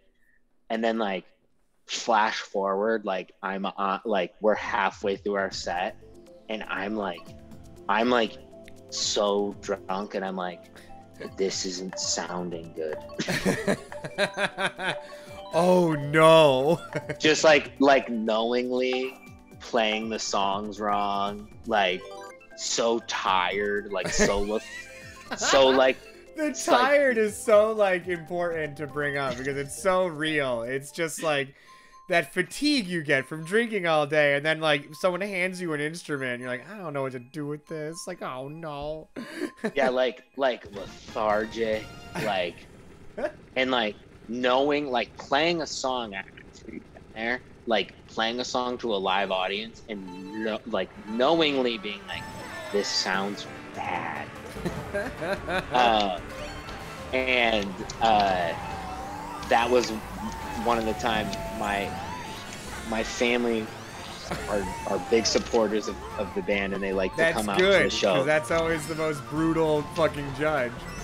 Yeah, and my dad pulled me aside after that show, and he was like, your mother hiking all the way out here. Like, what the fuck was that? Hey. And I'm like, Dad, I'm fucking sorry, dude. What a wholesome but also like honest story. I love that. That's amazing. Just like, hey, we drove 2 hours, dickhead. Can you get it correct? Yeah. Like, it's not cheap driving in New York, son. All right. What are you standing up for?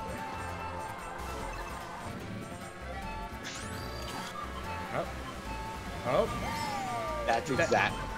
Was that like some knuckle biting stuff where you stood up just now? Are you there?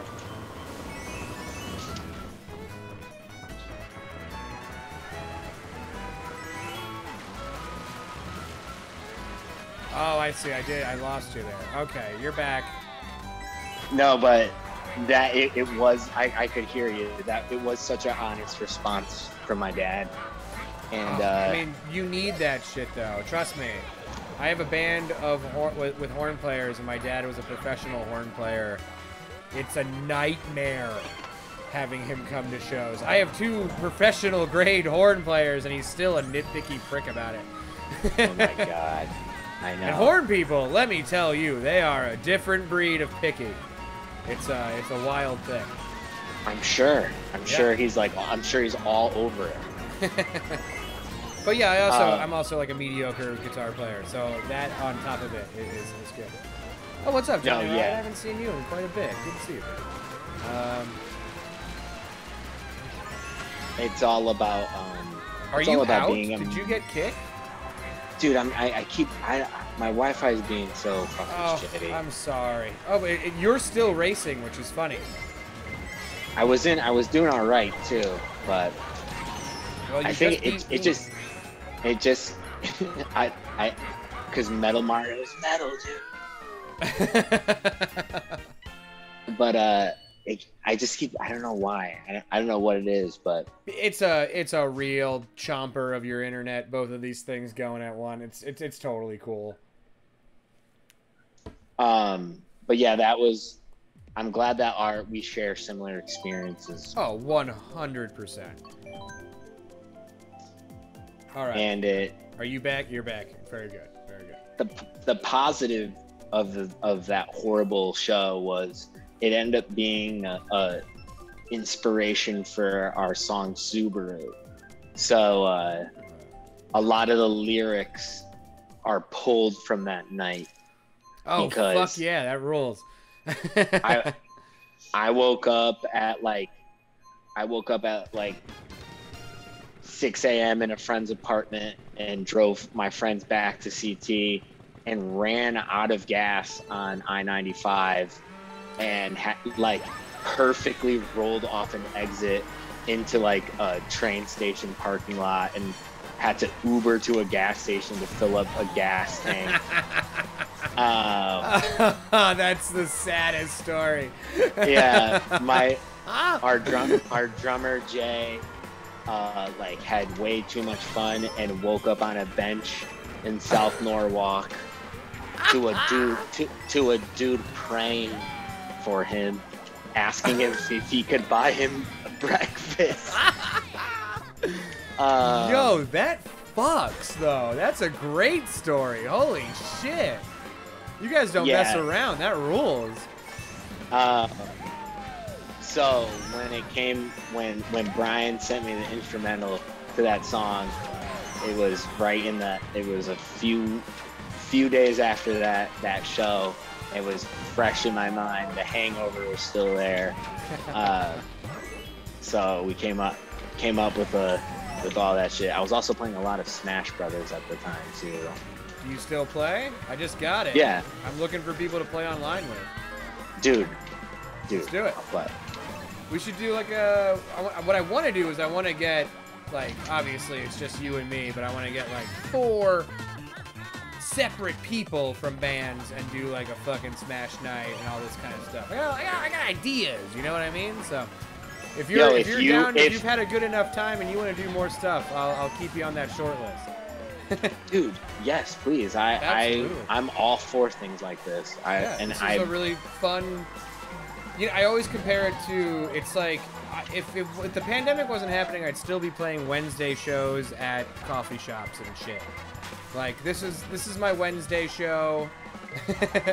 Yeah, exactly. This is what I do to stay whole, to stay up on how I stay good. Keep your chops up, keep yourself in front of people and talking. You know, I got to. Otherwise, I'm like a shark. Otherwise, I'll die. Yeah, you gotta keep moving. Yeah, you gotta keep moving. I don't know what else to do. I'm not good at anything else. Hey, man, you're a pretty good host. Hey, and you know what? I was on. Funny thing, I was on Indeed, and I typed host in, and it gave me no results. What a nightmare! What a nightmare. The next search thing is you should type it the man, because you're the man, Devon. Me? Oh, shit! That rules. All right, Brad works at Indeed. Shout out Indeed. Oh, shout out to Indeed. Super Bowl commercial. That's almost $5 million. I saw that on my local news. You got another one in you, or do you want to call it? We're at 2 hours in a couple minutes. I have nothing but time. I don't care. Let's do one more, and then I think I might call it after one. That's totally gravy. Cool. Let's if anybody else in the chat is looking to join, I'll put the friend code in. What I'm going to do is one last time before this last round. I got pee-pee. I just have a tiny little bladder. So if you need to get anything for this last match, I'm gonna leave it open. Pee. I'm gonna pee for the last pre. Pee for the pre. All right. Here's your music video. Until then.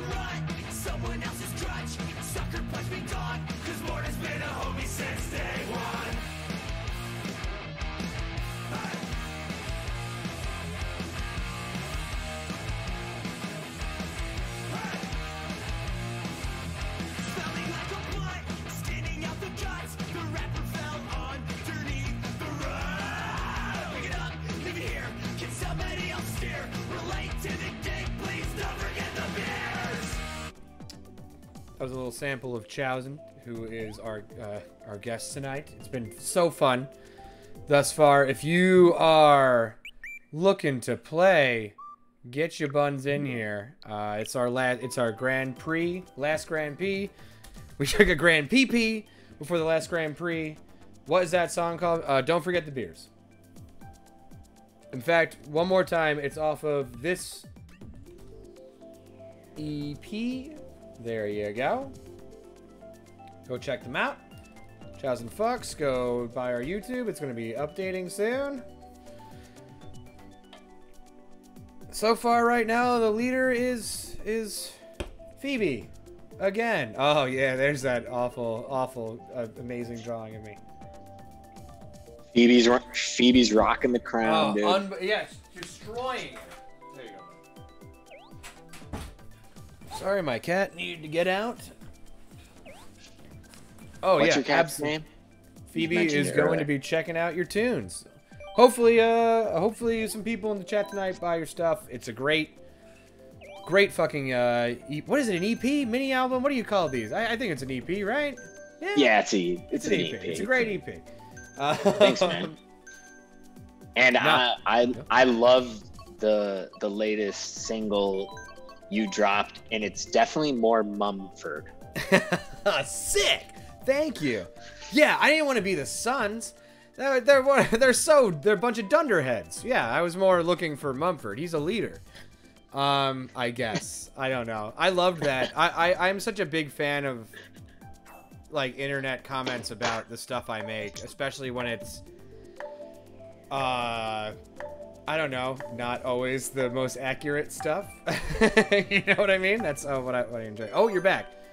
Did you already get kicked, or are you good? Are you still in the match? No, I'm here. I'm in still. Okay, good.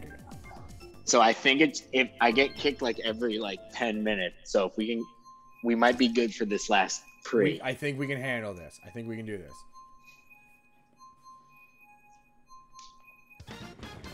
Cool. Okay. I'm excited. The best level in Mario Kart. We're about to play it again. Here we go.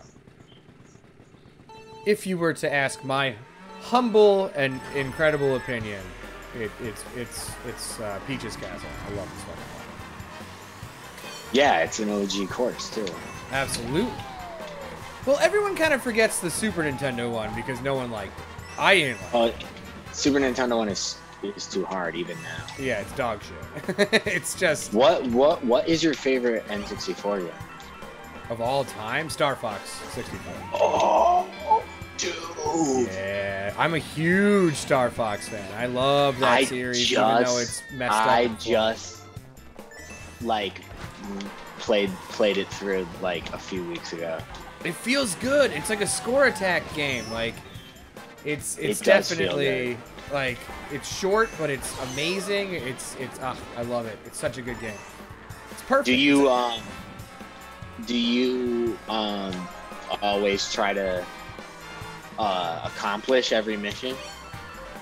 I don't know. I try to take different routes. I'm so bad at the one that you need to be fast at the game, the skip route where you have to go through the rings and it gets faster. Oh yeah, that's hard as fuck. That one's so goddamn hard. So I always end up just fighting with Bill. You know? Oh yeah. Yeah. Hey Fox. That's the pyramid level where you have to Yeah.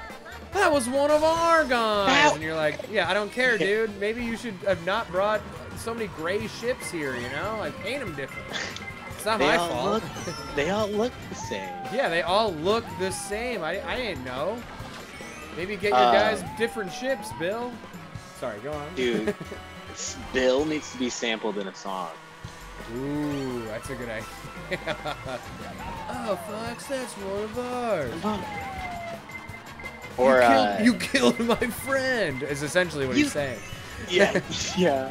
And I feel like there's a lot of quotable shit from Star Wolf too.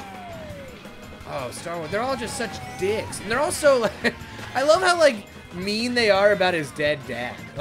I'm always Yeah, They're I just know. so brutal about it the entire game. Even as a kid, I was like, Jesus Christ, like this is. That's not what your dad said or whatever. It Yeah. says something like, isn't it like The I pig, can't remember. the pig wolf is always like, "I'll make you die like your dad died," like the Andy Richter of those characters. Yeah, it's so weird.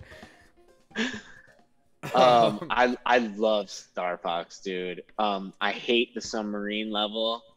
See, there are so many people that I respect, that I like, that say that they don't like the submarine level. I love the submarine. What's wrong with the submarine level? I can't.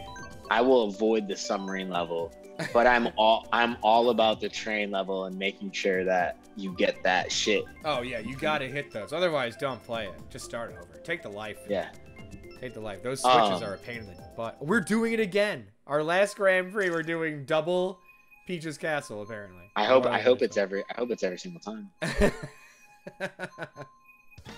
I love Star Fox. It is not my favorite, but it's up What there. is your favorite? Also, Phoebe, play Star Fox. It's wonderful. Go on. My favorite is Banjo-Kazooie. And Really? yeah, Hot take. I love Banjo-Kazooie, not only for it's just like that world back in the day just felt.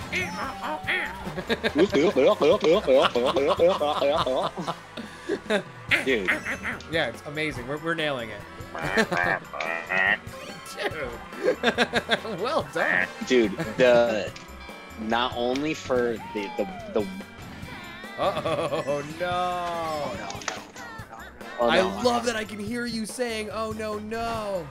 It's adorable and wonderful. Dude, if I pulled the screen all the way back so I don't get disconnected, it's working. Yo, that's perfect. Just your torso. Don't worry, I made it work. I got it. You were saying I was Banjo. just making jiggy sounds or whatever. So are you a Tooie or Kazooie? Do you have a preference, or you like them both? Oh no, Kazooie crushes. I don't think Tooie's that good. No, Tooie's kind of bloated. Yeah, super bloated. They Yeah. got like they crammed too much into a storyline, and then Nuts and Bolts, no one even played it. No, but did you like it? No, I didn't. I never even played it. Okay. I don't even, but I know that it's trash. I have it on that. Oh fuck! I thought that was the last lap. I have it on the rare replay, but I've never played it. So. I don't know. But that game and that soundtrack and the levels, dude, like I still can get just like lost in that game, even as like a fucking 30-year-old. It was huge. I remember it being like really big. It didn't stick with me past all of it. I also didn't like Donkey Kong 64. I don't know how you felt about that. I like it, but I wasn't huge on it. But Banjo-Kazooie is like a single player was my go-to, and then I love Star Fox, and I also love like Smash and Mario Kart. Oh shit! Yeah, I just got my ass whooped. I hated Smash. I've always kind of hated Smash, only because I'm bad at it. But I like watching people play it. So like, it's really fun for me to get a group of people playing it, and then. Look at this setup that I'm doing. This is good. Yeah, I like this. There you go. There he is. Dude, Okay. the Mario Kart screen is like 10 feet away from me. I think that you have the best setup so far. Let's do. I'm picking Cheeseland. Oh, so you said you like ska. Have you heard of a band called the Holophonics? No, I have not. They Check just them out. did a Banjo-Kazooie ska cover record. No way. Mm-hmm. It fucks. It rules. Can you send me it? Yeah. If someone wants to drop it in the chat, I'll make sure that you get it. Hey, thank you, Copper Fellow, for the follow. I appreciate you. There's a dude who like remastered all of the levels. It's like Benjamin something Symphony, and he did it with like all live digital sounds. And I bought it because I'm like, I never want to not have this. Like, I never want to be without this. That's really cool though. That so like obviously we all have our franchises that we kind of latch onto and all this stuff. And yours is Banjo-Kazooie. It's the best sound. It's the best video game soundtrack ever. Are you like hunting for a remaster? Or are you dying to see more from the series? What do you think it's frozen in time due to the fact that there's been so many I'm burping as I talk. Iterations from it. Like, what do you want from Banjo-Kazooie in the future? Anything? Or are you fine with it? I'm fine with the game. I don't think it needs a remaster. I still play it on Rare Replay, like the Xbox version, obviously. But what a great collection. I mean, yeah, so worth it. I have, like I said, I have the soundtrack that I can listen to whenever. They reintroduced Banjo as a Smash character, and he's one of my favorites to use. So that was nice. That was something. They did that thing with ukulele. I don't know if you're familiar with that. It was like the spiritual successor to Banjo-Kazooie. Yeah, and I played it, and I wasn't big on it. I thought the storyline was kind of whack. It kind of feels like to me it felt like a pandering kind of game where it's like, hey, you like old school platformers, here's a smattering of old school platformer mechanics, and you know, exactly, you like this, right? Like, fuck you, you like this.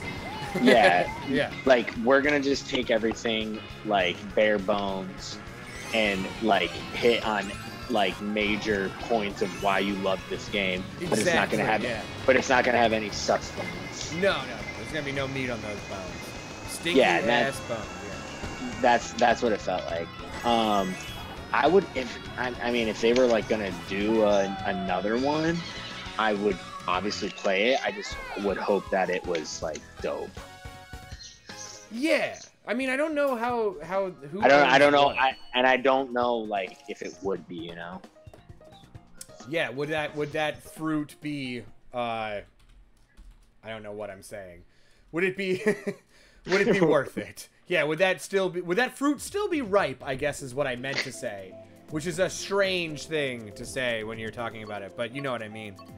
Yeah, but maybe like you said, like maybe like a remake of it would be pretty sick. At least in like the Unreal Engine or some shit, you know what I mean? It's like that game could look very pretty. The scale of it was huge, and I remember thinking about that as a kid, like how big this game is. It's so much. I know, and like all the levels like changed and were themed, and when you would walk into a different area, the music would fucking change and shit. Like, yeah, it was sick. It was so sick. How many channel Copperfella? Oh, the stinky ass bones emote Copperfella. That comes when Dylan and I play Rocket League. It's a long story, but don't worry, the emote will be there. It's a whole thing. Me and the guitar bassist of Dollar Signs play Rocket League. Have you ever played Rocket League? No. It's an addicting thing. Don't start. But I in the other in I think Charlie's stream, you mentioned you play Fortnite. Me and like the Brad and Brian, who are in the band, we all play. So if you ever wanted to hop on and rip it, dude, we're down. Oh, 100%. I'll add you to the list. I'll just fucking the Solutions basically play Fortnite together as a way to hang out, and it's very fun. Yeah, that's the same. And we bring people in and out, and we have a bunch of friends who do it. So I'll put you on the short list for that. Oh yeah. That's apparently my phrase of the night. I am trying so desperately hard to win. I know. I won 200, and I'm not coming close in the 100. Yeah, you got your clout though. You won the 200. You were right. You said you were going to be the best at 200cc, and you proved everyone wrong or correct. You proved it. I don't know. I don't know what it is. I can't seem to catch a break. No, when Phoebe's here, there's a curse cast upon the entire group because Phoebe just comes here, rips and dips. Seriously. I am Respect. in Phoebe's dust right now, and it's dog shit. Come on. Are you in second? I'm in second. Yeah, probably not for long.